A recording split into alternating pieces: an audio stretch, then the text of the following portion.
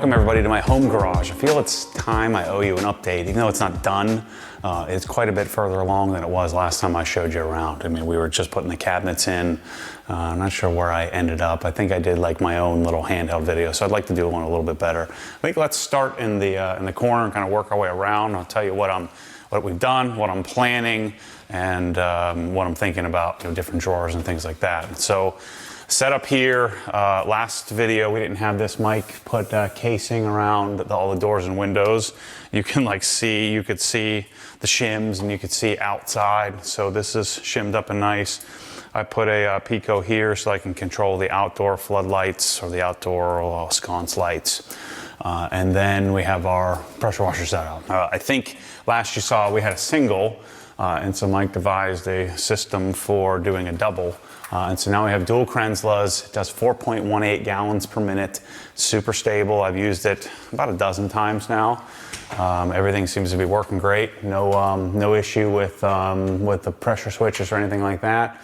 And then the beauty of this, the cool thing about this is that we have some redundancy. So if one fails, I could always take the other one out and grab another one. And so I think if I was a detailing shop, I'd have three. And so I had double redundancy, and then I have one that I could take one out for service, put the other fresh one in, and then when it came back from service, I could swap the other one, and you could constantly be rotating. And then if for some reason you had one out for service and one catastrophically failed for some reason, not sure the odds of that happening, but if I was in business, to spend an extra, $1,200 or whatever these things are costing now, I have to debadge this. But the setup's awesome. So we have our Mosmatic gun wand here. We're going to be swapping this. The CR Spotless can't keep up with the flow. We can only barely do 2 gallons a minute. So when we have the OG version, we'll swap this out. So we left some extra space, made it a little bit taller. So we ought to be able to fit our OG spec version. Bucket filler. So we have a prior is it a P163? We couldn't do the big boy here. There wasn't enough room in the wall, so we did a close coupled version. And then we have 24-inch bucket filler, so we can easily fill our buckets. And then this is under the shelves, and then I have the whole setup of bottles and sprayers. So this would be all 16 different chemicals that I use. And the goal was to have it all in a nice matching setup. And then these shelves, you might want to do this the Presso bottles don't leak, but some bottles leak, and you get the ring that builds up. On a 304 shelf, you can get some buildup. These are T316 shelves, so they're salt water and chemical resistant, so you should always be able to wipe them off. But we have the whole setup here that apparently I need to kind of clean up here, but I've been using this crazy. I've been using it, to a couple times a weekend. I have our bucket package and wheel bucket here ready to go. Next to this is the span. So I knew that the garage was going to look like this. This is sort of the picture I had in my head. And so I spent a lot of money and put this fancy thing in here that I really don't use very much. It is nice that you need to turn a breaker off or check a breaker. You can check it from the app on your phone, but not, I don't know. If you're building a house, I think you do it. You're good, Mike. If you're building a house, I think you do this thing. But if you're retrofitting it, I think it was $3,500 for the panel, and then $2,000 for the install or something like that. I think it was $6,000 per, and I had 2 of them. But now it's nice and pretty acrylic and has pretty lights on it. So I spent whatever I spent on this garage. This is in the middle of it. I didn't want to relocate it and to somewhere else in the house like I did in Harbor Hills house, and so I set that up, and then all the termination for all the wiring for the house, for internet and the pool and all that crap is here.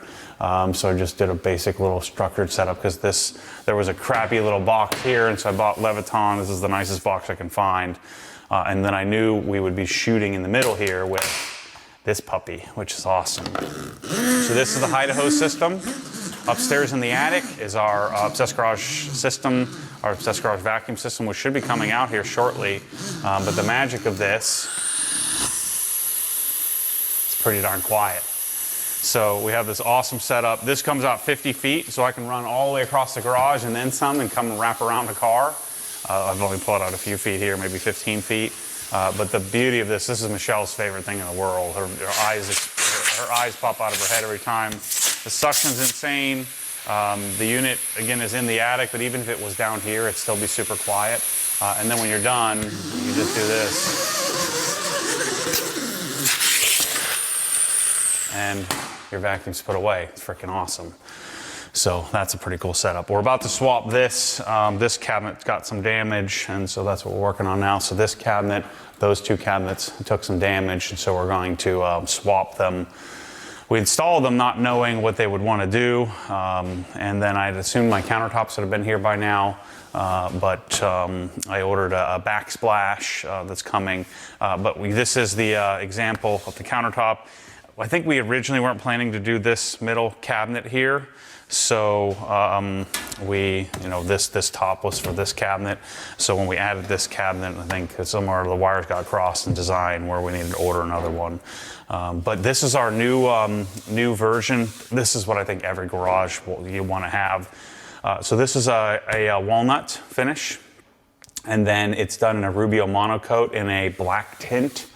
So it kind of takes the redness out of, or most of the red hue out of the walnut finish, and it's freaking perfect, man. It's showing less wear and tear, and because it's not shiny, it's a nice matte finish. This is what I'd always hoped we'd get on a really solid countertop.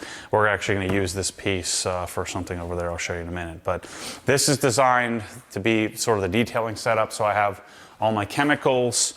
I'm going to have gallons, additional chemicals, polishes, interior stuff. So I'll have the whole master collection of detailing in just this area right here. Between that and this, we'll have our polishers. So the polishers are going to fit in this cabinet. I need to do a little bit of reorganization on how the shelves are set up. But we'll have our microfiber towels. I'm going to bring the shelves and bring them a little closer.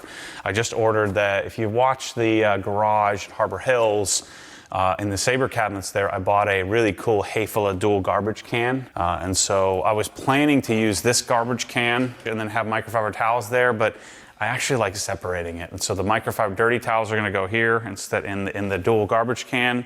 And so we ordered to slide it out, throw the lights and the darks and different bins.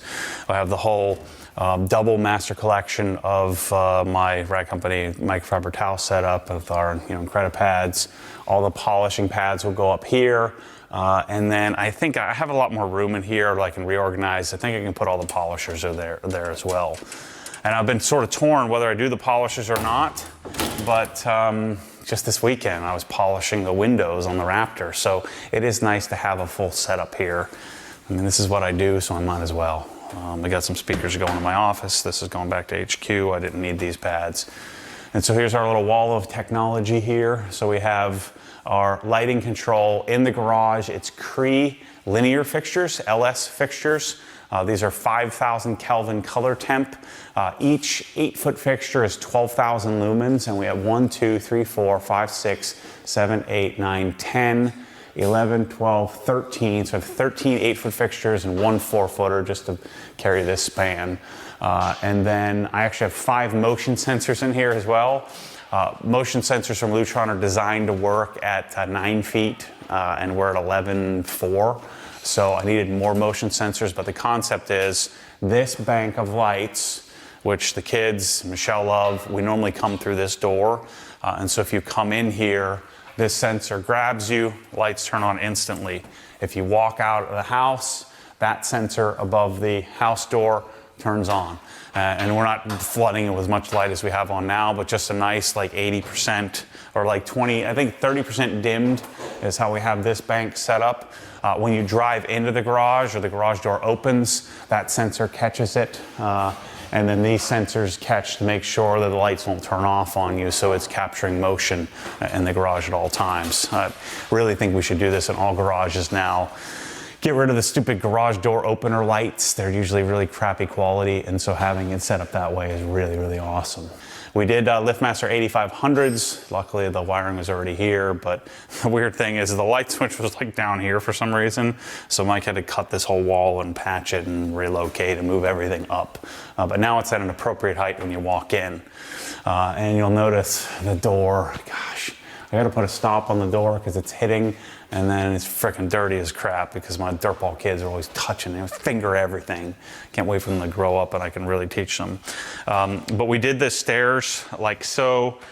So Mike designed this, set it up to where we still have the Swiss tracks on these are like just a concrete step.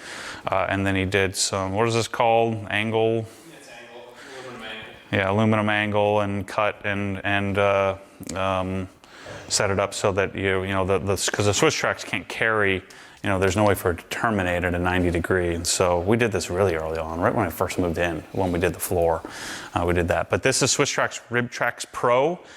In slate gray with black accent, and I just make it a little rectangle outline, and so just having this set up this way, you know, it makes sense to me to have a little bit of a pop of something. I thought about doing white because of the style of this garage is different than some of the others I've done with the white cabinets, but you know, I think it works.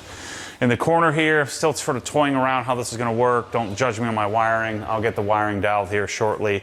My subwoofer is going to sit here, and then we have the lift. So this is the lift system so that I can come and at any moment grab my bike. This also holds my one-up bike rack, so you know this would go on the back of the Raptor if we're ever, you know, ever moving, going mountain biking or something like that.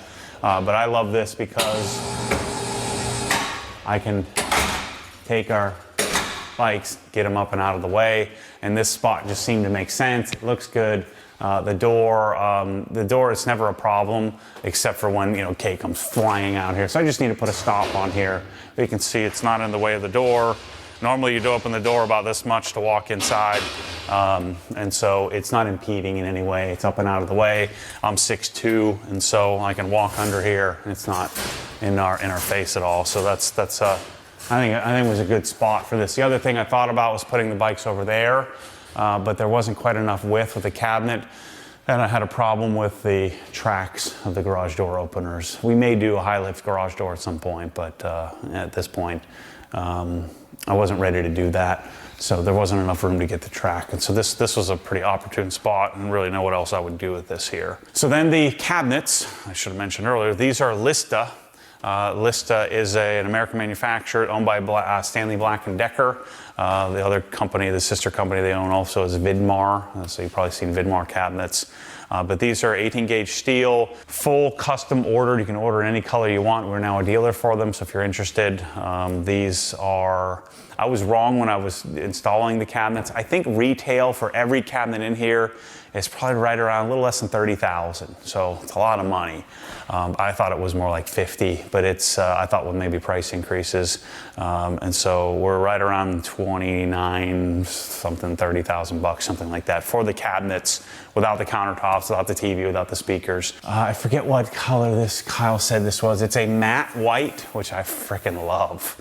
It looks great on camera, it looks great in photos, and it looks great in person. You know, you guys always accuse me of never doing anything fun, and so this is my idea of fun. So maybe it's even more sterile than our normal finish. But white, just like a white car, tends to look clean versus something like black. Maybe in another garage in the future, maybe I'll do some crazy color, but to me, this just pops. It looks absolutely fantastic. Clearly I have some more work to do, and it'll make more sense when I do the backsplash and show you what that looks like in the future video. Backsplash should be here any day. We need to do under cabinet lighting and stuff like that. So it'll make more sense when you see kind of the really sterile white look of the garage, but with a pretty dark accent that I'm gonna set up here on the backsplash. So we have our big countertops. The countertops are just sitting here. We're actually about to swap these two cabinets because they took an impact. And so there's some damage on them. So we got to take these out and redo it. One mistake I did make, I mounted the upper cabinets at the same standard height that I normally do, like I've done in my kitchen. So it's 22 inches from countertop to the bottom of the cabinet. I probably should mount them about 3 or 4 inches lower. It's fine for me, but you know, anybody else, you know, you're going to have to, you know, get a ladder to get up there. But I do like to have a little more space between the countertop. These are with countertop, with height of countertop, are like 44 inches tall. So a normal countertop would be more like 6 or 7 inches lower than that. and so my normal 22-inch difference would have been more appropriate. But it does look really, really great. The size and scale of it. I don't want my cabinets being matched with the top of the sides that flank, because then the cabinets are too low. But you know, there is some symmetry and some design behind all of it. The one thing I didn't take into consideration was a stem wall. My stem wall ends like right here, so the stem wall sticks out about an inch. And so these cabinets couldn't butt up against the wall. And so we needed to either factor in a countertop depth for that, which would be kind of hard to do. I guess you could probably overshoot it a little bit. But what we decided to do is we're going to do an 8-inch backsplash, which I think is going to look really cool. We're going to integrate our outlets into it. And then the whole actual backsplash of the wall, we're going to do in a product called paper stone. So it'll be 3 different sheets. So there'll be a few seams, which it's going to be black, so you really won't see the seams. And so 8-inch backsplash, and then the rest of the backsplash will be paper stone. We're going to slot the cabinets, I think, and put our under cabinet lighting in as well. And so we'll have 4 different outlet locations on the countertop there, just for whatever needs. It's going to look freaking incredible. The other thing I'm doing, obviously the center channel isn't going to stay here. The other thing I'm doing is, this is the Sony, I found a sweet deal. So this is the Z9 Master Series LCD display.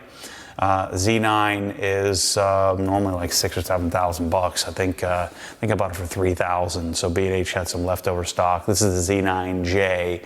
The Z9K is out now, and I think it's a lot of money. I don't think it's really worth it. LCD in general, no matter how much money you spend on it, is still junk. But doing OLED out here isn't really practical. Too much glare, especially when the doors are open. So you need LCD, I think. The other nice thing is then I can turn it on. I don't have to worry about static image burn and stuff like that. But the TV is going to get mounted where the blue tape is. And then I have a shelf being made in the same finish. The shelf will look floating because the shelf is going to connect to the 2 cabinets. We have some really hefty metal bracing that's going to connect the two. It's connected the 2 cabinets, or connect or make sure that the shelf doesn't bow. And then I'm putting this little cutie up there. So this is a Contour 25 CI. I'm not telling you how much this was. But my love affair with Dyne Audio is carried into the garage here. The mistake I made in Harbor Hills is that, and also a little bit in Helen, is that you really need a center channel when you have a 25-foot long cabinet array. So I like to put the speakers on the cabinet. The cabinet's big enough, the countertop's big enough that having something on the countertop like that doesn't really matter, but it doesn't take up too much space. It's better for, audibly rather than having it up high.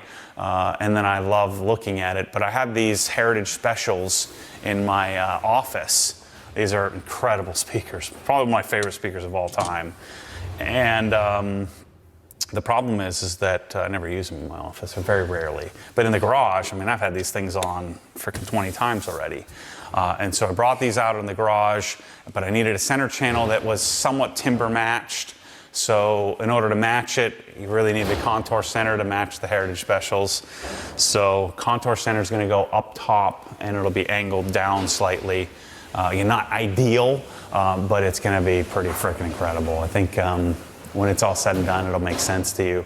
I'm doing a 5.1 channel, 5.1 channel setup. So you'll have the left, right, center. I'm going to put 2 in-ceiling rear speakers symmetrically on the display here, and why not? Because I can. It's going to be freaking cool. So that setup will be. We'll make a separate video on that to share all the details of it. But it's set up on my Blue OS network, so I can play music and hand off from room to room. It's connected to the theater, to the pool, to the bathroom, to the speakers throughout the house. The NADC T758 V3 version 3i is up there. That's actually going to go in the cabinet over here. So we have to do some electrical wiring, so to run some outlets into the cabinet. But what I'm doing is I have 2 C298s So the center channel will be 640 watts, I believe, 640, 625, 640, something like that. And the fronts will be at, because they're 4-ohm speakers, I think it's like 385 watts per channel, so I'm gonna have lots of power. And then I'll use the 758, I'll use that, the amplifier on board to power the 2 rears. I'm really enjoying having, I just set up one of the amplifiers the other day. It's just so smooth and not fatiguing, and you can hear the echo in my voice here. I haven't even done the direct calibration yet, but having the Heritage Specials in here is pretty freaking special. It's pretty awesome. So I'll keep you posted on that, and we'll make a dedicated video on that. So backsplash, wall backsplash, shelf, all that should be here in the coming weeks, and we'll be able to get set up on the audio system. All the audio equipment, again, is going to go in here. So I'll have audio at the top of this cabinet, and then below that I'll have wiring for all my camera stuff, because I'm going to keep a camera dedicated in here with like battery chargers and all that stuff. So that'll be here. So then I've been focused the last month or so on this, on the structure of how the drawers are going to look. And you can see these fit pretty nicely, but there's a little bit of slide, especially if you're rifling through the drawers looking for something. And so you'll notice the list of cabinets have these grids. And so I've ordered some to sort of test out and then see what I need to do in bulk. But I've been putting together my master collection of all of the Sonic stuff.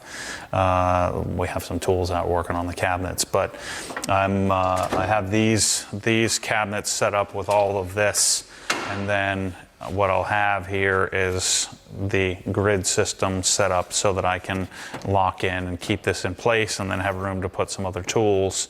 So I've been working on all the drawers and figuring out what I need there. This is just thrown in here. This is what regular people's drawers look like. Most of this stuff is going, and I placed an order with Milwaukee to like a lot of different tools. Like some of the stuff starting to come, but I have a very specific layout on how this is going to be gridded and set up as well with Tool Grid. So this is like my function drawer, if you will, where you have tape measures and markers and things like that will go in here. Levels, all of that will go in these drawers here. And so I ordered 3 of each of the set of that stuff. I'll show you what that looks like. But all this stuff, each one of these drawers, each one of the thought process takes time. If you'll notice, this is the project that I worked on for the last month or so. I have the Milwaukee Master Collection that I put together of one of basically every accessory they make for the tools. And so I've gone through and organized the entire Master Collection into these holders. These are their new large adjustable holders. I found, this is for the multi-tool kit. And then I need to figure out all of these are gonna go in these drawers and be kind of slotted in place as well. So all of my cutoff discs. But this entire cabinet here is set up nice and organized, nice and cleanly. And then if I get a few grid adjustments here, I can dial this all in. So every drawer is gonna have a specific function. The next step is to take kind of this concept. Lista has drawers with the pockets, the little cups, where they have these cups that will line this drawer specifically. And so nuts and bolts and lags and all of that stuff, zip ties, all of that will be nice and organized. So I've been working on kind of drawing out what I need to order from Lista. I placed the first order of a few things I need to do to organize the drawers. Next step will be working on each drawer will have, like I said, a specific purpose. This weekend I brought the Master Collection over, so I completed my detailing Master Collection with the exception of a few polishers that are back ordered that are coming. I may adjust the shelves a little bit. We're going to bring some power in here so I can do my charging of the Ego as well as the Milwaukee stuff. The table saw is going to go down below here. I may adjust this all upward, so I might like to try to fit the chop saw in here. What I'm getting at is that each cabinet, each drawer takes hours and hours and hours of thinking through and figuring out how I want it to look. And in doing so, eventually I'll be able to sell this cabinet set up, you know, with a specific master collection stuff. Just like we did with the Sonic stuff. So the Sonic drawers are set up very specifically, and then we can give people an idea. Not everybody likes to spend hours and hours of their life like I do, sort of working through and organizing stuff. So Milwaukee Ego cabinet, audio cabinet, and then this, I started the Knees Over Toes program, and I'm fully unmedicated at the moment from OCD meds, so I'm hoping to drop, 20, 30 pounds, and so I'm going to be doing, I've been riding my bike a lot, I've been rucking a lot, I've been doing my normal CrossFit, so trying to add some other things, but I'll show you in a minute here what our plan is for the pole barn. I'd like to get into a sauna and cold plunge therapy as well, and then I bought a torque tank and a Nordic. So I've been doing sled pushes in the driveway, and so I need somewhere to put all that stuff. So I'll show you what our plan is there. But this again, audio here. All this stuff will go out into the gym I'm going to build outside. But for now, the cabinet's kind of set up with this stuff. Talk about living the dream. I got a pair of Core 59s just sitting here. I think I'll probably put those in the gym outside. If you want to buy them from me, I'll sell them to you at cost. They're like freaking brand new, but they're just kind of chilling here. I'll get you set up with a Core 59 setup. Those are speakers instead of that I swapped for these. All the uppers, I have some work to do. This is like my bike cabinet with my bike tools and stuff and bike detailing stuff. And so each one of these cabinets will have a specific purpose, like oil and parts and pieces like that. It's tricky because I don't need to keep everything here because I have the garage that's only a couple of miles down the road. But sometimes it's nice on the weekend to just get up and have everything here. I'm not going to put a lift in here. I'm not, or at least not in the garage. I'm not going to, I've been thinking about it. I probably want to do some sort of small air compressor in here, like a little Fiac or something like that. So we'll figure something out for that. This garage is air conditioned, 24,000 BTU Mitsubishi. And then luckily it had insulated doors already. So these are Coplay, just basic doors, and I mentioned earlier the LiftMaster 8500s. A couple other things in this garage that are really cool that I don't know that I've shown you much of, but I have access to the attic via the attic magic lift. We're a dealer for these. It's super helpful if you buy from us. I think it's about $3,500, so you can bring the lift down. And the way that we designed this is I knew this cabinet array was coming. We had to work within the truss design, and I knew that a car would be parked here. But the cool part about how we set this up is so that I don't have to move a car, I don't have to worry about the cabinets, I don't have to do anything. This is set up in place, and I don't have to move cars out like I've had to do in the garage in the past. So just a little bit of thought process that I hadn't thought through before. And then we have the attic stair system. This is from a company called Elaire. It's like a husband and wife. A guy engineered some stairs to be safer and more accessible. And so this gets me access to the attic. The air handlers for the main house are right above us here. And the vacuum system's up there. And then we put flooring up there as well, so that way we can store all the stuff. But tell me that's not the freaking coolest thing ever. I want to do the magic stairs like I did in the Harbor Hills house, but the design of the roof, there wasn't enough room to carry it, so we couldn't put it up there. But of course, the hide hose goes up into the wall and runs 50 feet around with PVC piping, and then we have a video on that, so make sure to check that out. And then our vacuum main brain, or the main power units upstairs up here. But easily accessible. I can access all the 0 to 10 volt controls for the lighting, and all that stuff is up there too. But with all the storage of the cabinets down here, I don't really have much stuff up there, Christmas tree and things like that. But it's there and accessible. So I think I'm going to stay here for a while. I like this house. I thought this was really just designed to be a really temporary solution to get me out of Harbor Hills. And it's the first house in the neighborhood right next to the road, which I thought we would hate. But I bought it because it was, I don't know whether it was a decent deal, but it wasn't overpriced. It wasn't priced more than it should be. I hate that term, overpriced. It was, I was able to get out of the Harbor Hills house. The money I spent on it, I spent too much on it. It had a pool, it had 2.5 acres, so it had the space. I could build a bigger driveway, and this garage is pretty freaking awesome. The garage is like 24 by 36, I believe, 37, something like that. And so I had a vision for what this could become. The garage is insulated enough to where I could put a mini split in and have it be air conditioned. But I'm learning, like, I don't need all that much space. I have the ability to park 4 cars at HQ, 3 cars here. So I really don't need another garage at this point in my life. So, but what I really would like to have is a wash bay. So come outside and I'll show you what I'm planning here. I talked about this in a wash and talk here recently. So those who've been following along at all my moves and stuff, the driveway, the original driveway ended right here. You can see the new concrete. So I wanted to extend and add on to the driveway because I couldn't get into the darn single bay. I had to do like a 7-point turn to get in there. And then with Michelle parking the Raptor, you can see the driveway ended right here. There was just no really good spot to do with the basketball hoop and all that. It just wasn't good. So I extended the driveway out about 20 feet.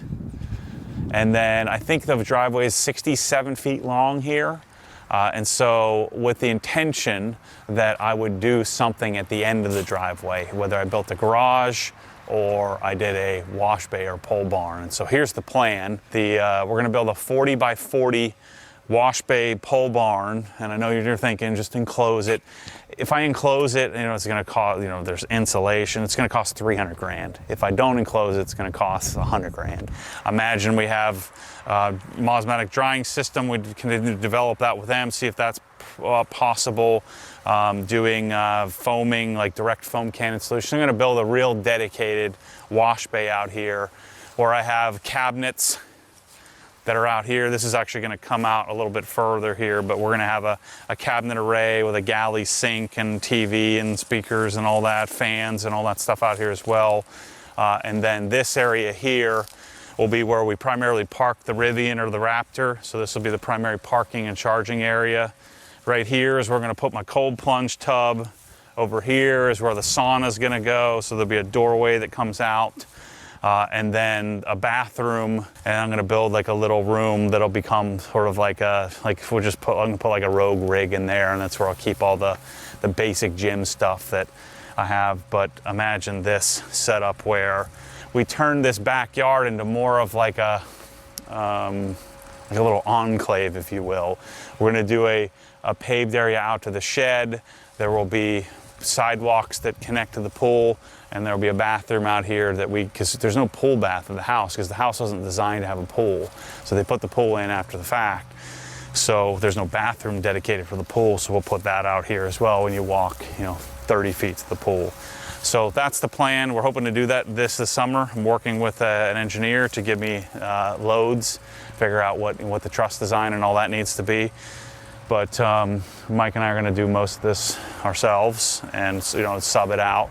Have somebody do the concrete and all that. And I already have Danny will do the grading, the same guy who did the grading for the driveway, and make this a really cool setup. So that's my next step for the garage, or what would sort of complement the garage, and that we have this big open pole barn.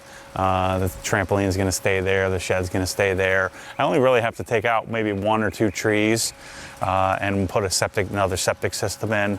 But we'll see what the price tag comes in. But because we're doing most of this ourselves, I think it's going to be a really cool project you're going to want to follow along with. But the garage is coming together. We're a month away or so from getting the garage complete.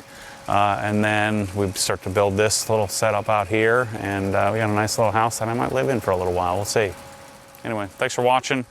Wanted to give you an update. If you have any questions about garage and design and all that, we can help you figure out, what you need to put in your garage. You can always hit me up, Matt at obsessedgarage.com if you have questions about like Milwaukee Master Collection or whatever. If you're interested in getting your drawers dialed in, continue to work on that. But yeah, we're here. Thanks for watching. See you on the next one.